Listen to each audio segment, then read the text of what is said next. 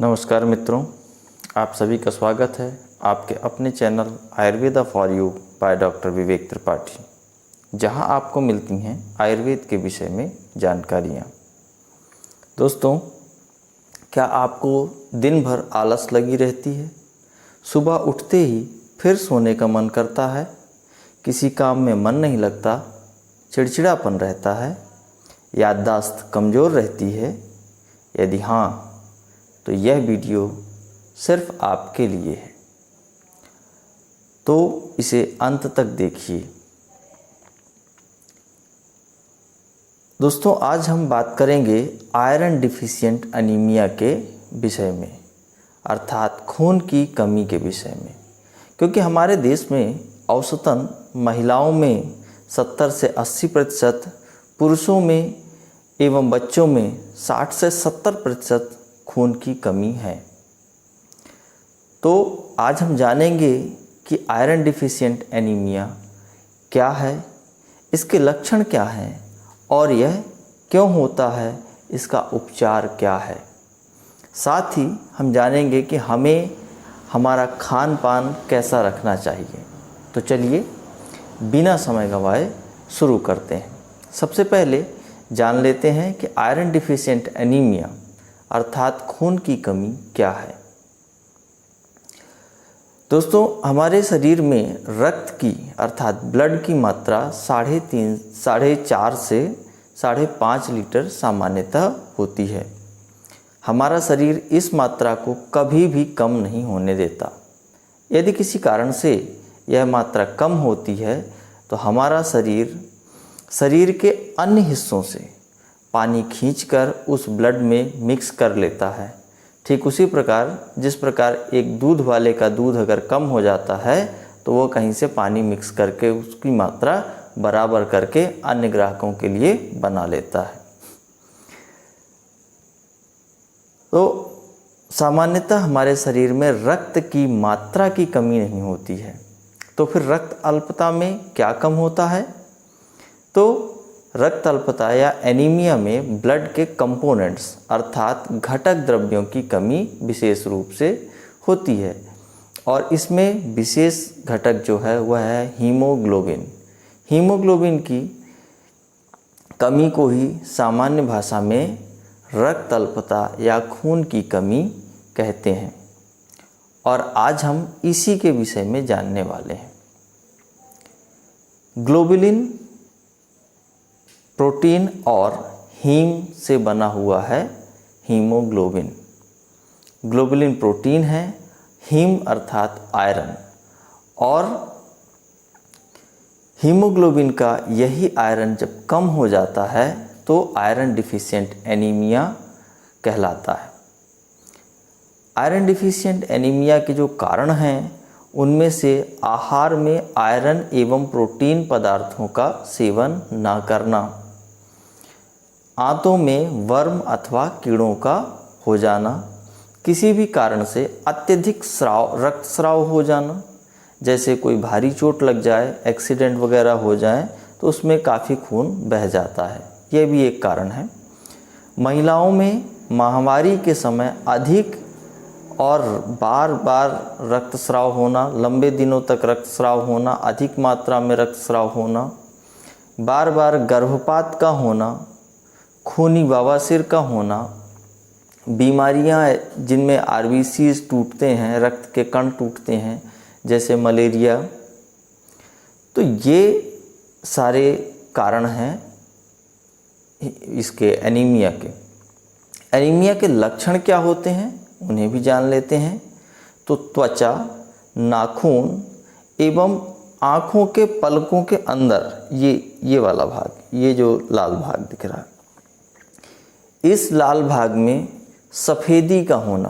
तो त्वचा, नाखून एवं आँखों में पलकों के अंदर के लाल भाग में सफ़ेदी का होना, दिन भर कमजोरी एवं थकावट का लगना, आँखों के सामने अंधेरा छाना या लाल पीला दिखना, विशेषकर जब हम लेटकर या बैठकर उठते हैं, चक्कर आना, सांस फूलना, धड़कन का बढ़ना, पैरों में एवं चेहरे में सूजन का होना, याददाश्त का कम होना, एकाग्रता का नहीं होना।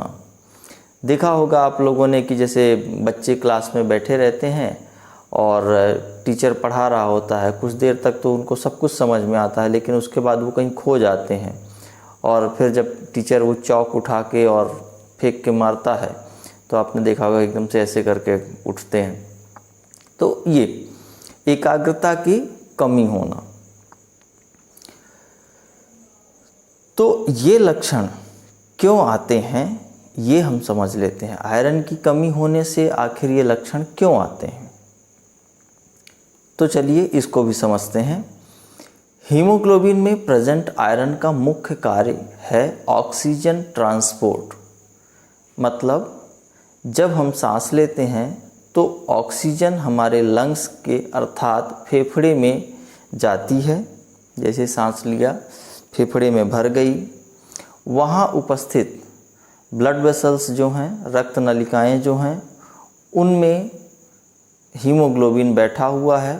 हीमोग्लोबिन में आयरन है और वह ऑक्सीजन के कणों को पकड़ लेता है, उनको अपने में पकड़ के रखता है और एक कण 4 ऑक्सीजन को बाइंड करता है और फिर उसे रक्त नलिकाओं के सहारे हमारे शरीर के सभी कोशिकाओं तक पहुंचाता है। कोशिकाओं के अंदर माइटोकॉन्ड्रिया नाम की एक संरचना होती है, वहाँ पे ऑक्सीजन पहुंचकर भोजन के पाचकांश अर्थात ग्लूकोज से ग्लाइकोजिनेसिस की प्रोसेस द्वारा, एक प्रक्रिया है, इसके द्वारा एनर्जी मॉलिक्यूल ATP अर्थात सामान्य भाषा में समझ सकते हैं ताकत के कण को बनाता है, जो शरीर के सभी अंगों को कार्य करने की क्षमता प्रदान करता है। वो ATP हमारे शरीर के अंगों को कार्य करने की क्षमता प्रदान करता है, जिस कारण शरीर अपने कार्यों को संपादित करता है। यदि आयरन की कमी होती है तो शरीर में प्रॉपर ऑक्सीजन नहीं पहुंच पाता है। कोशिकाओं में अगर ऑक्सीजन नहीं पहुंचा है तो ATP का पर्याप्त मात्रा में निर्माण नहीं हो पाता है, जिस कारण शरीर के सारे कार्य बाधित होते हैं और एनीमिया के लक्षण उत्पन्न हो जाते हैं। रक्त अल्पता एनीमिया की आयुर्वेद में जो चिकित्सा कही गई है उसको भी हम लोग डिस्कस कर लेते हैं।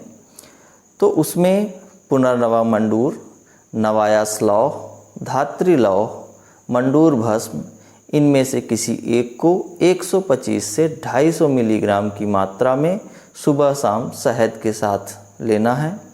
आरोग्यवर्धनी बटी, मंडूर बटक, अभया बटी, इनमें से किसी एक को 250 से 500 मिलीग्राम सुबह शाम शहद के साथ।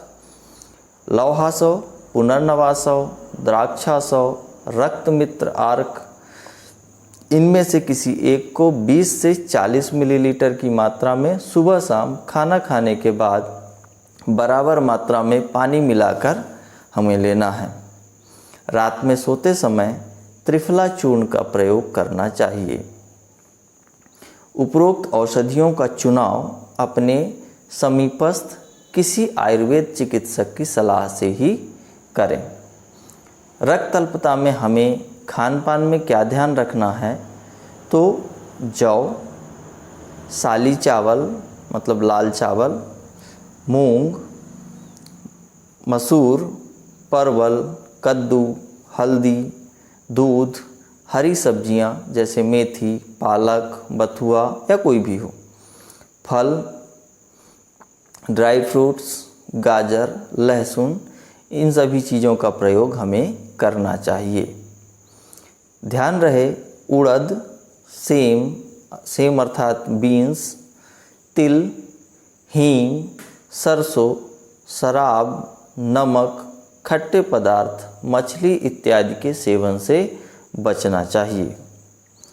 तो जल्दी जल्दी में यह आपको एक एनीमिया के विषय में सामान्य जानकारी हमने दी है। यदि आपको किसी विशेष विषय में जानकारी चाहिए तो हमें कमेंट कर सूचित करें। यदि आपको यह जानकारी पसंद आई हो तो अपने मित्रों में शेयर करें और चैनल को सब्सक्राइब करें। अगले वीडियो में पुनः एक नए विषय के साथ मिलेंगे। तब तक के लिए नमस्कार।